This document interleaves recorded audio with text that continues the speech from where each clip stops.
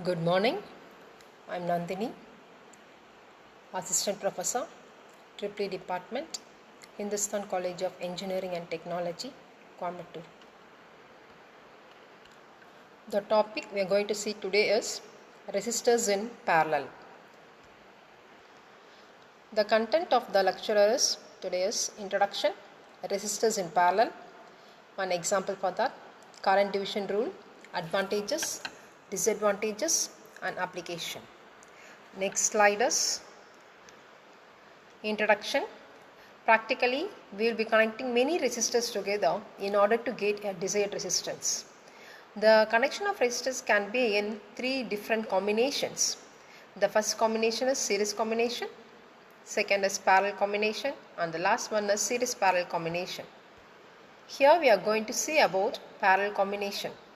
If one end of all resistors is joined to a common point and other ends are joined to another common point, this combination is said to be a parallel combination.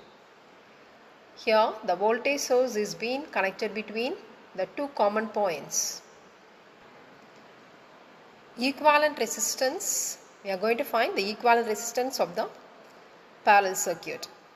Let V equal to the applied voltage and I equal to source current.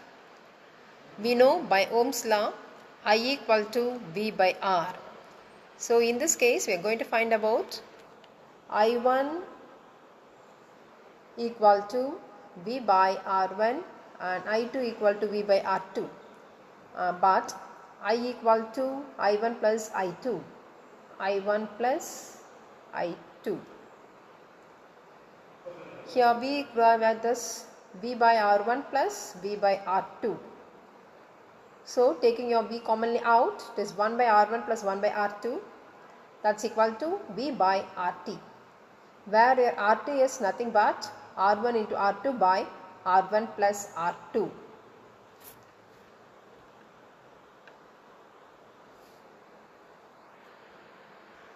Salient points, that is important points of this voltage is connected in parallel is, the voltage will be same across all the resistors, and here the current is distributed, it is inversely proportional to its resistance, and the powers are additive.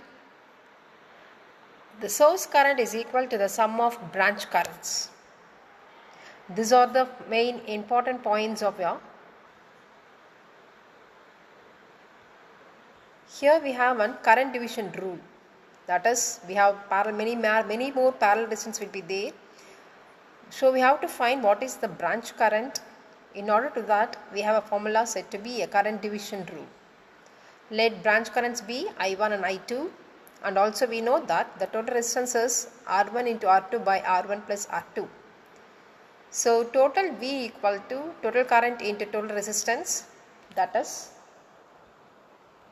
I equal to R1 by R2 by R1 plus R2. By Ohm's law, the current through R1 is I1, where I1 equal to V by R1, that's equal to I into R1 into R2 by R1 into R1 plus R2. So cancelling this R1, so we will be getting I into R2 by R1 plus R2. Same way the current through R2 is I2 equal to V by R2, and that is equal to I into R1 into R2 by R2 into R1 plus R2. We are scoring out here R2 and R2, so it is I into R1 by R1 plus R2. So the rule is, in a parallel circuit, the current in one branch is the total current times the opposite branch resistance to the sum of all the resistance. That is, the current in one particular branch is equal to the total current into opposite branch resistance to the sum of all the resistance. The parallel wiring is being applied in all electrical appliances because each one of them can be controlled individually. This type of wiring or parallel connection is done in auditorium, house wiring, etc.